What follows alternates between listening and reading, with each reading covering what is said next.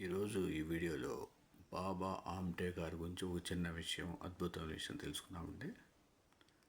స్వాతంత్ర సమరయోధుడు. అప్పుడు దేశంలో క్విట్ ఇండియా ఉద్యమం జోరుగా సాగుతుంది. మహాత్మా గాంధీ, వినోబా భావేల బోధనల ప్రభావంతో ఉద్యమంలోకి ప్రవేశించాడు.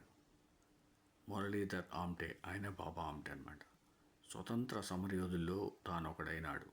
1942లో జైలు శిక్షను అనుభవించాడు.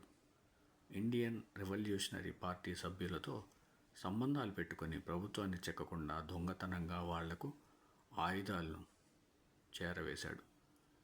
అన్యాయాన్ని చూస్తూ సహించి ఉండడాన్ని ఆమ్టే అంగీకరించడు. దానిని ప్రతిఘటించడానికై ఎంతటి ప్రత్యర్థులైనా ఎదుర్కొంటాడు.